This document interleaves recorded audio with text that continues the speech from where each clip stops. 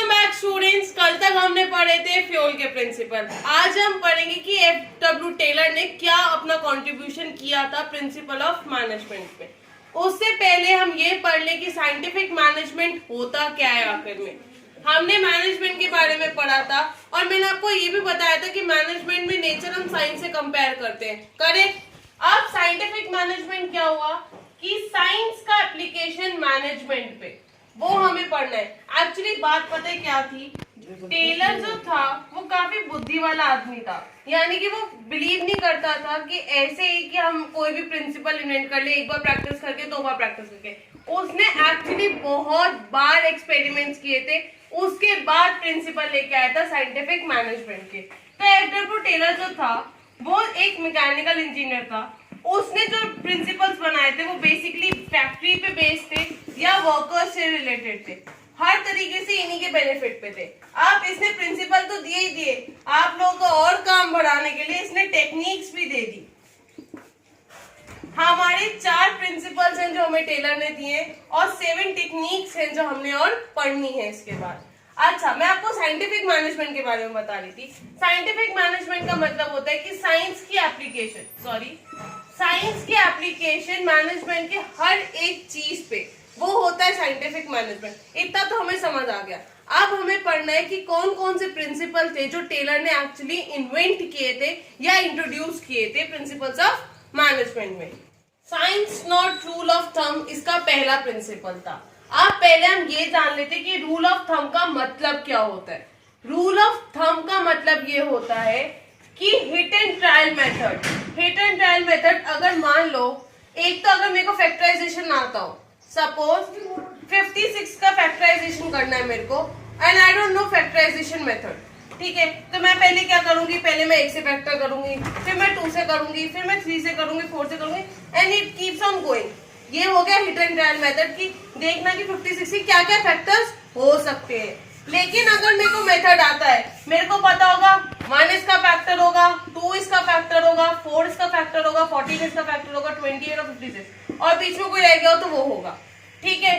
अब इसमें कितना टाइम लगा मेरे को, हार्डली 1 मिनट या 2 मिनट। इसको पूरे करने को 56 तक पहुंचने में कितना टाइम लगेगा, मान लो 24 घंटे तो लग जाएंगे अगर वो आराम से करेगा तो। इसीलिए टेलर कहता था कि हिट एंड ट्रायल मेथड को छोड़ के साइंस अप्लाई करो अपने काम में। साइंस अप्लाई करोगे तो एफिशिएंसी बढ़ेगी। मेरे को इतना याद है कि एफिशिएंसी सुनते ही आपको आलू वाली चीज याद आ जाती होगी। अब एफिशिएंसी इंक्रीज होगी, हमारी ह्यूमन कॉस्ट जो है, ह्यूमन लेबर, उसका वेस्टेज नहीं होगा, वो अच्छे से काम करेंगे। दूसरा, वो कॉस्ट और टाइम भी सेव करेगा। और टेलर यही कहता है कि अगर ह्यूमन एनर्जी आप सेव कर रहे हो, कॉस्ट सेव कर रहे हो, अपना टाइम सेव कर रहे हो, तो आप मैक्सिमम एफिशिएंसी के साथ काम कर रहे हो। तो यही प्रिंसिपल था science not rule of thumb का। अब हम पढ़ते हैं अपना नेक्स्ट प्रिंसिपल। अब हमारा नेक्स्ट प्रिंसिपल है हार्मनी नॉट डिस्कॉर्ड। अब मैं इसको देसी भाषा में समझाना चाहूं, इसका मतलब होता है पीस एंड नो कॉन्फ्लिक्ट। मतलब कि हमारी ऑर्गेनाइजेशन में सिर्फ और सिर्फ पीस रहना चाहिए, कोई लड़ाई झगड़ा नहीं, कोई डिस्प्यूट्स नहीं होने चाहिए एम्प्लॉइज के बीच में या एम्प्लॉय या एम्प्लॉयर के बीच में, क्योंकि अल्टीमेटली वो किसको अफेक्ट करेंगे, हमारे ऑर्गेनाइजेशन के गोल्स को, जो कि हम बिल्कुल नहीं चाहते होते। तो टेलर ये कहता है कि अगर हम कंप्लीट हार्मनी रखेंगे अपनी ऑर्गेनाइजेशन में तो कोई भी कॉन्फ्लिक्ट का चांस नहीं होगा, ना ही मैनेजमेंट के बीच में और ना ही वर्कर्स का बीच में आपस में। बात ये होती है कि ताली 2 हाथ से बजती है, हमने हमेशा से सुना है। तो इसका मतलब ये है कि मैनेजमेंट को भी समझना चाहिए कि वर्कर्स की क्या नीड है और वर्कर्स को भी समझना चाहिए कि मैनेजमेंट क्या एक्सपेक्ट कर रहा है अपने वर्कर्स से। टेलर ने इस चीज में एक नई इंट्रोड्यूस की थी, वो है मेंटल रेवोल्यूशन। इसका मतलब ये था कि हर एक पर्सन के जो कि ऑर्गेनाइजेशन से रिलेटेड है, उसके एटीट्यूड में चेंज आना चाहिए। किसमें चेंज आना चाहिए, उसके एटीट्यूड में। मैनेजमेंट हो या वर्कर्स हो, हर किसी के एटीट्यूड में चेंज आना चाहिए। हर कोई ये नहीं सोचना चाहिए कि बस भाई मेरा फायदा हो, बात खत्म। नहीं, हमें एज वी सोचना चाहिए, एज वी सोचना चाहिए। ये सबसे इंपॉर्टेंट था।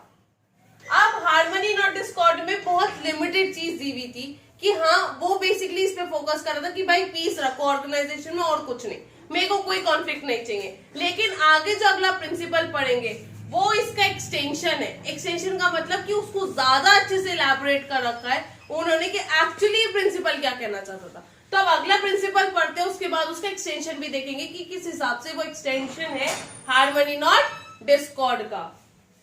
एक इंटरेस्टिंग एग्जांपल शेयर करना चाहती थी, वो एग्जांपल एक कंपैरिजन है दो कंट्रीज में, इंडिया और जापान में। अब जापान में क्या होता है, अगर वर्कर्स को स्ट्राइक पे जाना होता है तो वो बहुत इंटरेस्टिंग चीज करते हैं, वो एक ब्लैक कलर का बैज पहन लेते हैं और जितना उनका वर्किंग आवर शेड्यूल्ड होता है उससे एक्स्ट्रा काम करते हैं। मान लो 14 घंटा अगर उनको काम करना है तो वो 16 या 17 घंटे काम करते हैं, just to gain sympathy of the management कि मैनेजमेंट तरस खा के उनकी बात मान देंगे। लेकिन हमारे देश में क्या होता है, भाई अगर आप हमारी बात नहीं कर रहे, मान रहे तो ठीक है, ओके फाइन, हम जा रहे हैं, हम किसी और कंपनी में, वो इमीडिएटली छोड़ देते हैं या मैनेजमेंट पे प्रेशर डालते हैं छोड़ने का, ट्रेड यूनियंस वगैरह बुलाए जाते हैं। लेकिन जापान में इस चीज की बिल्कुल भी जरूरत नहीं पड़ती, यानी कि वो एक हार्मनी मेंटेन रखता है अपनी स्ट्राइक्स में भी।